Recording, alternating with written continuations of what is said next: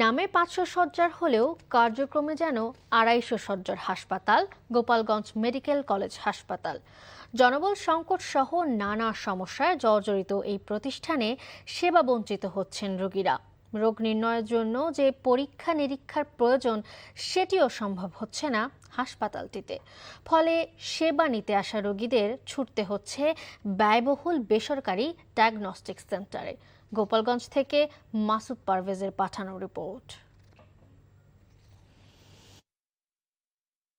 অবস্থা যেন তিল ধারণের ঠাঁই নেই।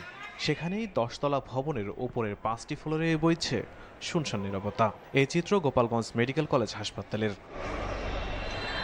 জেলার 20 লাখ মানুষের উন্নত চিকিৎসা সেবা নিশ্চিতে 2022 সালে নির্মাণ করা হয় এই 500 শয্যার হাসপাতালটি।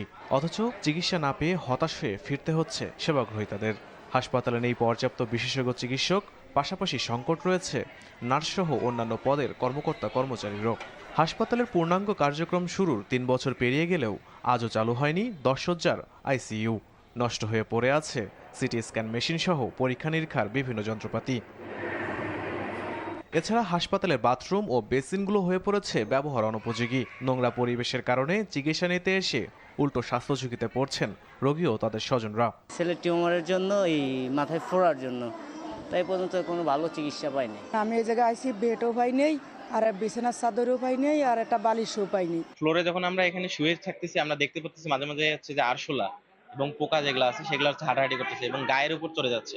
অনেক সময় একটু সমস্যা হলে খুলনা ঢাকা পাঠায় রোগীদেরকে নিয়ে যাতায়াত খুব কষ্ট। এই জন্য এখানে একটা আইসিইউর ব্যবস্থা থাকলে খুবই ভালো হয়। হাসপাতালের সীমাবদ্ধতার কথা স্বীকার করে এই কর্মকর্তা বলেন, সকল বিভাগ চালু করা গেলে সংকট কমে আসবে। একটি মেডিকেল কলেজে 17-18 জন দিয়ে কাজ করা একটু কষ্টকর। একদম চতুর্থ শ্রেণীর কিছু পদ আছে অফিস সহায়ক, সেখানে আমাদের 22টি পদ শূন্য আছে। আমরা যদি অ্যানেস্থেলজিস্ট পেয়ে যাই পর্যাপ্ত সংখ্যক, তাহলে আমরা আইসিইউটা যে কোনো সময় চালু করতে পারব। মেডিকেল কলেজ হাসপাতালটিতে দ্রুত জনবল নিয়োগ দিয়ে উন্নত চিকিৎসা সেবা নিশ্চিত করার দাবি জানিয়েছেন গোপালগঞ্জবাসী। NTV news desk.